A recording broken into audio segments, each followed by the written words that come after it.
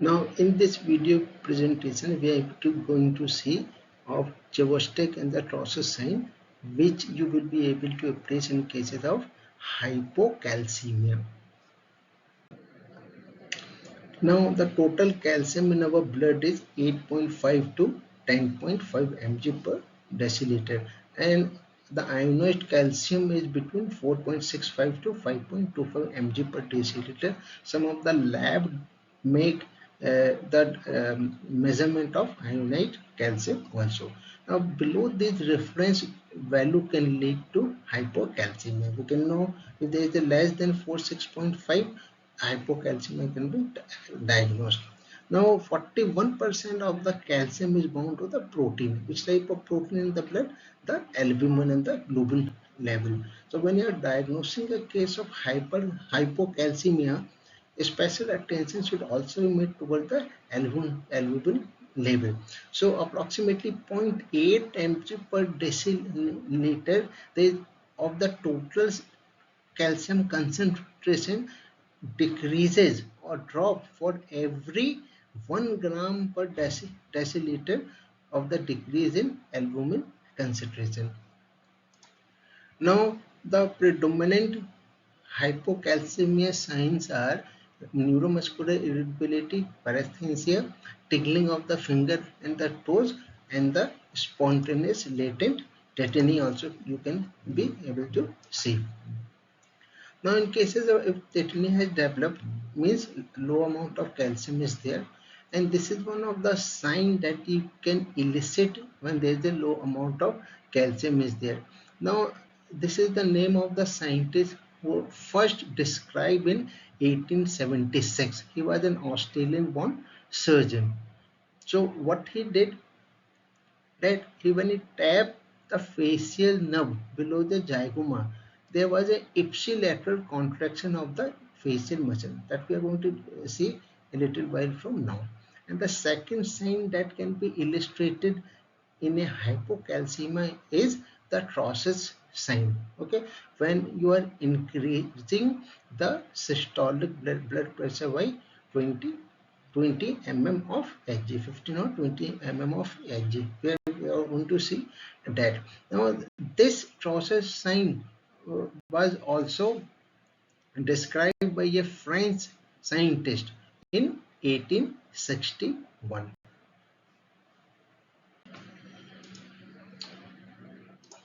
Now if the parathyroid gland are suddenly removed, okay, if parathyroidectomy is being done, then what will be the level of calcium in the blood?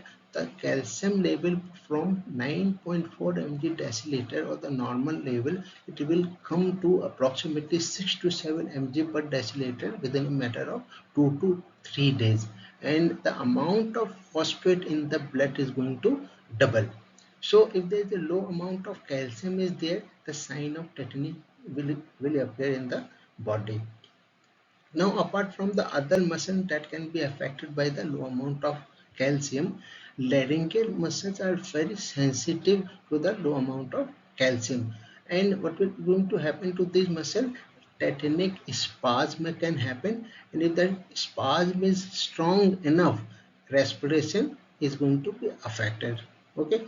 Now what is tetany? Tetanic contraction is a sustained muscle contraction evoked when a motor nerve that innervates the skeletal muscle emit action potential at a very high rate. Or we can say that tetany sustained period of partial contraction is tetanus, where the stimulation is very high. So these are the some of the manifestation clinical features of hypoparathyroidism, in which there is low amount of calcium is there. Now technique can be seen. There can be muscle twitching or cramping. You can see weakness, headache, electrocardiogram changes, in which the you can see the prolonged QT interval. This is the ECG of a normal person. Okay, and you can able to appreciate in this ECG long QT interval is there. So long QT interval is the hallmark of hypocalcemia, whereas in hypercalcemia you will find short QT interval. Then you also going to alter the sensorium. You will see there can be increased bone density and cataract, and the basal ganglia calcification can also be seen in cases of hyperparathyroidism. Now, this is the sign that can be elicited when there is a hypocalcemia, low amount of calcium.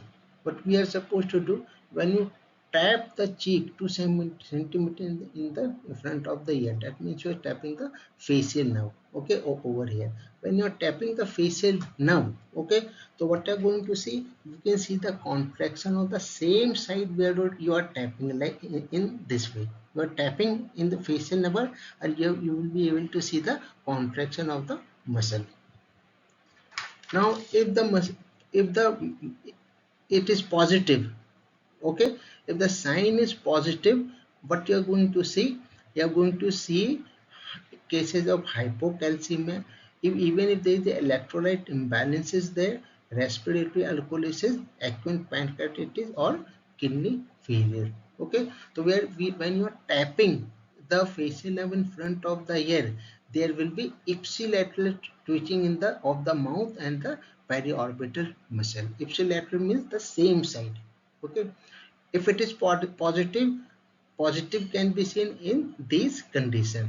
Now, if you are tapping the facial nerve, okay, and if there is no contraction of the facial muscle, or there is no twitching of the mouth of the periorbital muscle, that means it is negative. Okay, but it cannot exclude hypocalcemia if it is negative, and it is not a very conclusive sign for the diagnosis of hypocalcemia. Now, this is another sign for hypocalcemia. Okay, how this sign can be elicited? Now, when the blood pressure cuff is tight at the level of brachial artery, okay, when you are tightening the in over here, this is the portion where you are tightening the cuff for the. Now, if we inflate the cuff above 20 mm of Hg, above the systolic level of 20 mm of Hg, okay, and you keep in that position for at least 3 to 5 minutes, then what you will see, you will going to observe flexion is the wrist. We can see this flexion of the wrist. You can see flexion at the MCP joint. Over here you will be able to flexion, okay. You will be able to see extension in the IP joint. These are the IP joint you are going to see, and you are going to see the adduction in the thumb and in the finger. You can see adduction in the thumb. So in summarized, what you can see, when you are increasing the pressure above 20 mm of Hg of the systolic pressure, so thereby you are offloading the blood vessel, okay, there is ischemia, and as a result of that, what you will see in cases of hypocalcemia, there is carpopaternal spasm at the level of wrist, thumb, and MCP joint with hyperextension of the finger. Now again, in both the picture you will be see the Trousseau sign when you are increasing the systolic blood pressure up to 15 to 20 mm of Hg, and you are flooding the blood vessel. You are not okay at the level of brachial artery. Now the sensitivity of this sign is 94%, and the specificity of this sign is 99%. Okay, and more you can read from this article. Thank you so much.